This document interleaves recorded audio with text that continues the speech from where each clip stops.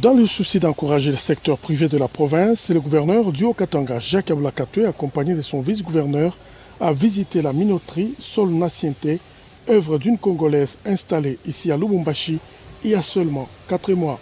Cet investissement d'une compatriote s'inscrit dans la vision du gouverneur Jacques Aboula Katoué et de son gouvernement, qui est celle de lutter contre la dépendance alimentaire de la province cuprifère vis-à-vis de l'extérieur.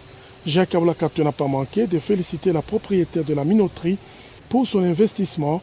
Le gouverneur a par ailleurs émis le souhait de voir la province travailler avec la minoterie afin de transformer les grains de maïs issus des villages agricoles en farine made in Haut-Katanga. Donc nous sommes contents, nous avons enfin une minoterie qui a une très bonne capacité de mouture, de production et qui a de la qualité assez acceptable de farine. Et donc nous, en tant que gouvernement provincial, nous pouvons qu'encourager de tels projets. Et comme nous avons aussi du maïs en stock, et donc nous pensons que nous avons une industrie où nous pouvons amener notre maïs à moins cher et que la population consomme localement. Déjà, vous nous avez vu, nous sommes sur d'autres minoteries que nous sommes en train d'appuyer avec la farine made in Haut-Katanga. Et donc aujourd'hui, nous venons encore visiter cette minoterie. Nous en avions 2.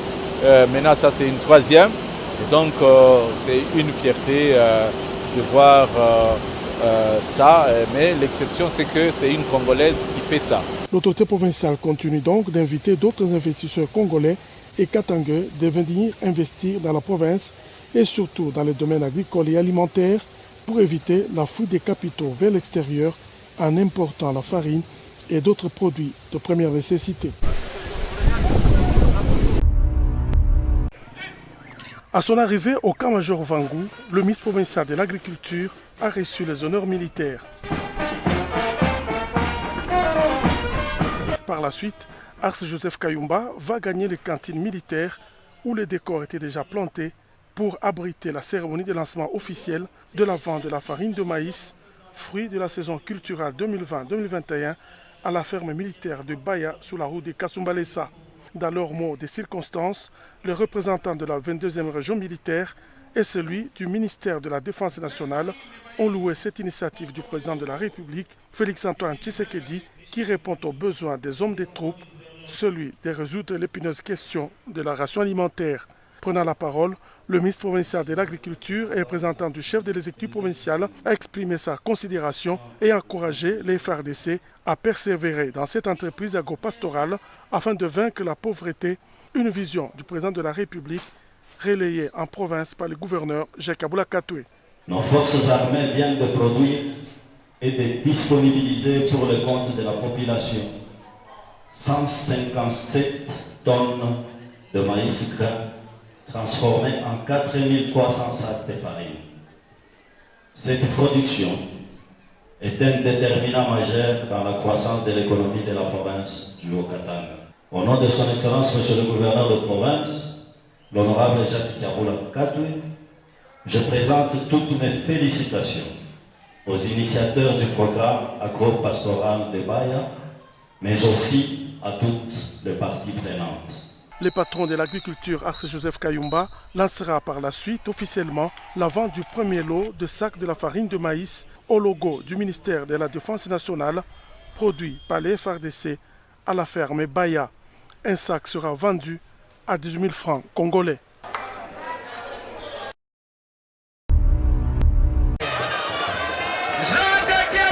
Un stade de la victoire plein comme un œuf, les fans de Saint-Ouen-le-Popo n'ont daigné manquer au rendez-vous de la présentation de nouvelles recrues au sein du staff technique et des athlètes, rendez-vous fixé par le président de l'équipe Jacques Aboula Katoué. Dans une ambiance de fête, en présence des membres du comité au complet, le boss, comme l'appellent les fans, a étalé ses ambitions, rendre à Lupopo ses marques de noblesse de l'un des plus grands clubs du foot du Congo démocratique. Pour cela, Jacques Aboula n'a pas lésiné sur les moyens pour recruter des entraîneurs internationaux, dont le principal, le français Christian Braconi, et des joueurs ayant fait des preuves dans des grands championnats du monde. C'est ça notre objectif, faire de Saint-Éloi la plus grande équipe de la République démocratique du Congo. Mungu Israël,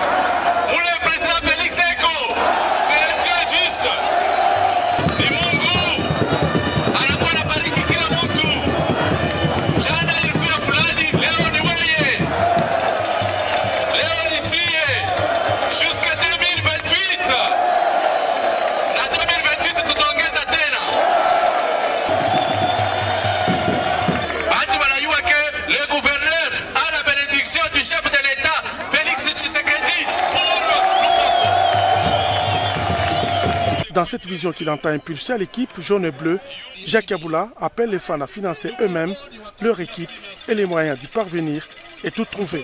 Ce que nous voulons, ni moyen pour l'été Makuta équipe, à travers Kouza Mavareuse, mais aussi à travers ma carte bancaire, carte Visa. Le boss des Étoiles Popo n'a pas manqué au cours de son adresse à exhorter les fans à la discipline et à ne pas céder aux provocations d'où qu'elles viennent. Le moment tant attendu a été sans nul doute la présentation du staff technique et des 34 joueurs nouvellement recrutés. D'ores et déjà, le Popo se porte bien à la vue des résultats à la ligne foot. Les Viettes occupent en effet la première place au classement partiel et l'équipe n'entend pas s'arrêter à si bon chemin. Cette première visite à l'état-major de la police des circulations routières 6 mois après sa nomination comme commissaire provincial au transport était une occasion pour Robert Kawissa de non seulement se rendre compte du fonctionnement de la plus grande unité de la police nationale congolaise, mais aussi d'analyser avec les responsables de la PCR les causes de plusieurs accidents de circulation routière et des embouteillages dans le trafic enregistré à travers la ville de Lubumbashi afin de trouver des pistes et des solutions pour y remédier. À l'issue de cette séance de travail, plusieurs recommandations ont été formulées à la PCR pour qu'elle remplisse correctement sa mission.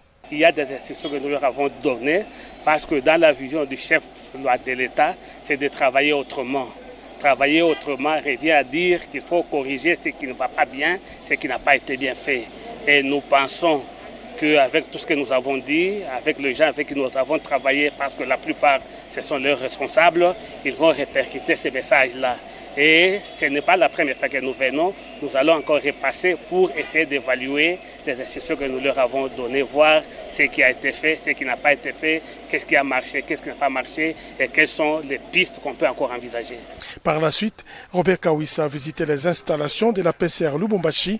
Il est passé tour à tour, notamment voir le bureau des responsables et la fourrière sous la guidance du numéro 1 de la PCR Lubumbashi.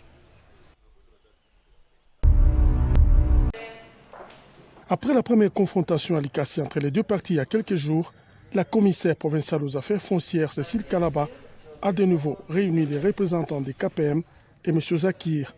KPM a empiété et pollué presque 2 hectares de la ferme de M. Zakir, ferme située dans la commune de Panda, Likasi, à hauteur de la route Kambove.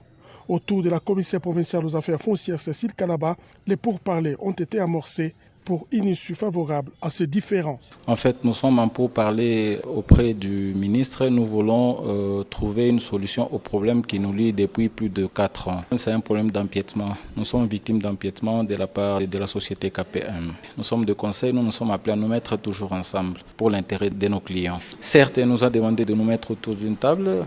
Il faut noter que ce conflit qui oppose l'entreprise KPM à M. Zakir, dont la solution est en voie d'être trouvée, date de 4 ans.